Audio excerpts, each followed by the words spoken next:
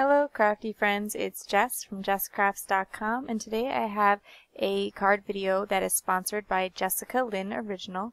She had contacted me and asked me if I would like to work with some of her stamps and show them on my channel, so I agreed, and but I did make sure to get some extra stamps so that I could do a little bit of a giveaway for you guys. So I'm going to show you some of the stamps I'll be using, but also the ones that I'll be giving away. I'm going to be all the stamps that I ordered are from the Brentwood Owl series, which is really cute, and I love owls, so I like that she's put them in a whole variety of different situations, and they're for almost every holiday. So you see I have a Thanksgiving one there, but there was Christmas themed Brentwood owls, and there's a 4th of July owl, just a whole variety of cool situations that he is in, or that she is in, because it can be, you know, there are some that are stylized as a girl owl and some stylized as a boy owl. The stamps, as you can see, come in these plastic bags that are zip top, which I kind of liked because that's my style of storing stamps, is to store them in zip top bags. But they don't come with those traditional plastic backer sheets that a lot of stamps come on, and I think that's because they are single images, which is a little bit different than your kind of traditional stamp set. And so what I decided to do is, for the ones that I'm going to hold on to, I just took a piece of acetate or plastic from packaging, and I created my own stamp backer sheet, because once you peel off the sheets that they come on, they do start sticking to the bag. And you can try to place them back on those sheets. That's a way of storing them as well. But I just wanted to mention that, as that might come as a bit of an unexpected thing. So I'm going to be giving away those two. The Christmas one where you see the owl with the deer, and then the one where he is an astronaut. And then I also picked up this Thanksgiving one and that small thank you for supporting small business stamp set that I plan to use with my Etsy shop. What's cool about Jessica Lynn Originals is that it's not just image stamps, and there's other series and lines besides the Brentwood Owl where you can get a variety of images of different dog breeds if that's something you're interested in, and also there are custom rubber stamps. So if you're looking for sort of a branding stamp or a stamp to put on the back of your cards, she has a lot of options with those sort of things there too.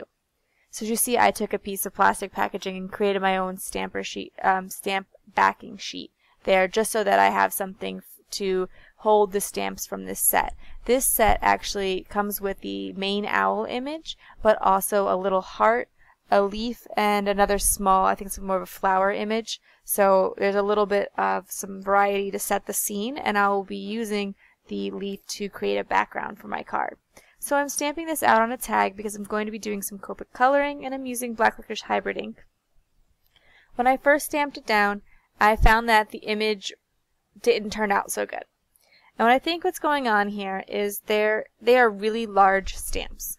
And traditionally, with a really large clear stamp, it is difficult to get a nice solid impression.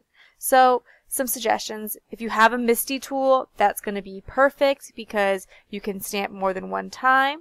But what I did there was I put a piece of foam underneath my work surface, and then I was able to get a slightly better impression.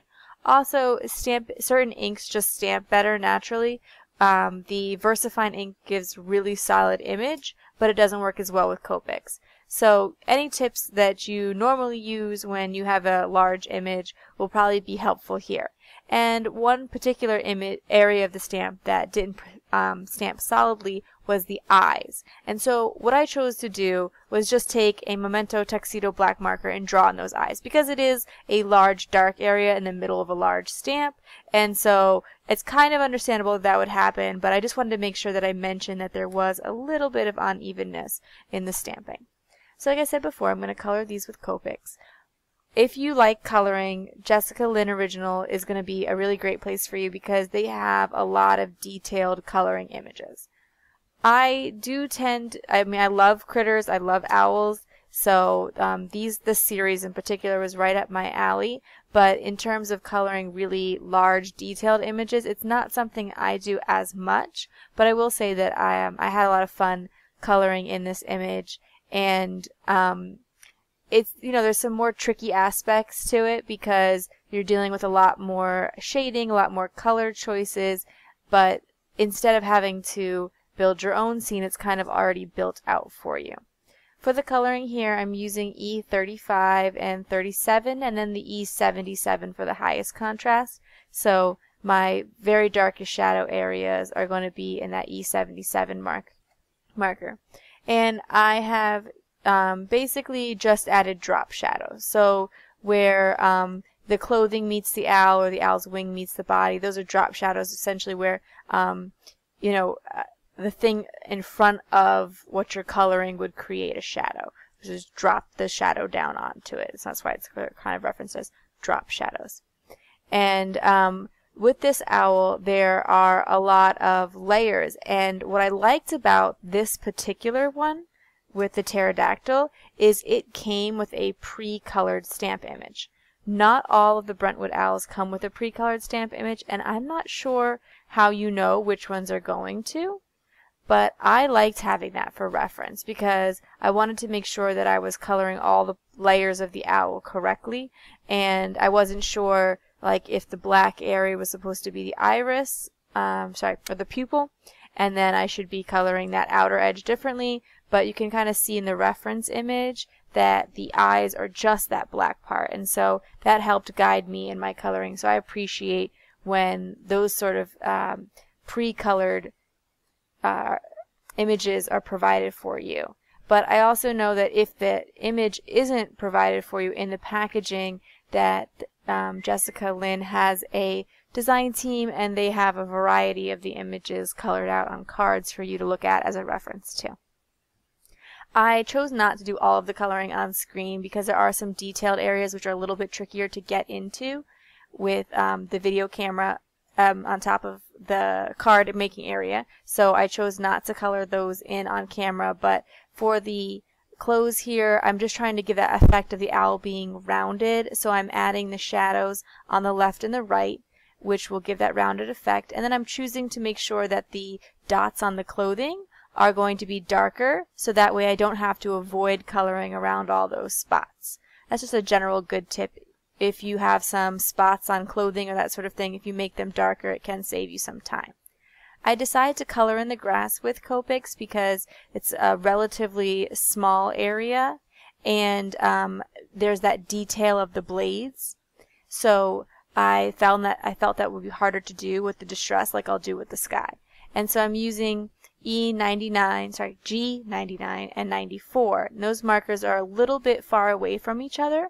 So you see there that I'm touching the tip of the lighter marker to the darker marker, and that's giving me a little bit better of a blend. So that's a general good tip. If you have two markers that are a little far apart, you can touch the tips together, and it's going to give you a smoother blend without having to get that color that's in between. And actually, I think in the case of those G's, there isn't even a color available in between. So that's a good way to sort of supplement it there. For the sky, I'm just taking a Distress ink blending tool and pulling in a little bit of blue all around it. I'm not worried about the blue going right up to the edge of the owl or this blue accidentally coloring the owl because I'm not bringing the blending tool over the owl.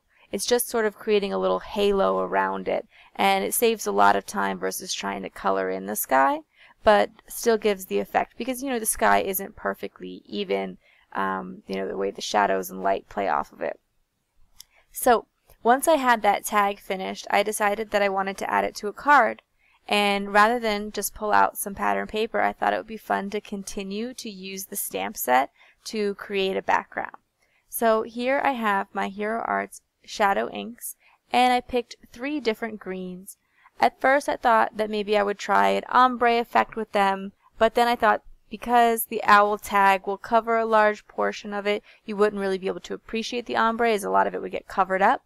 So instead I just decided to stamp a random mix of all the 3 greens with the leaf. And I'm starting with the darkest color and starting with the lightest color and moving to the darkest color because then I don't have to worry as much about the ink transferring in between. And generally the Hero Arts ink did a great job just stamping these simple line images onto the card. But as I was trying to move quickly because I wanted to get the background done, I did notice that sometimes I did not give a full and complete press to the stamp, but that was nothing to do with the quality of the stamps or inks. Just you want to make sure that you're going to get a solid impression by pressing firmly and right over the area. I don't even think you can actually notice the little bits of unevenness in the stamping in the video there, but and then I'm going to place that tag across the card base there, and that was basically, I stamped right onto the card base, so there's no layering. I'm just showing you again the tag at the end to see the coloring, but I want to also remind you of the two stamps that you can win. There is the Brentwood Astronaut Owl and the owl with the reindeer. And in order for your chance to win, what I'm asking you to do is to head over to JessicaLynnOriginal.com, check out our stamps, and then come back and leave me a comment in the video description below letting me know which particular stamp or stamp set you like best. And then from those comments, I'm going to choose 2 different people to send one of the owl stamps to. If you like this video, please give it a thumbs up. If you're interested in more crafting tutorials, including Copic coloring tutorials, please subscribe to my channel. Thanks for watching. Bye.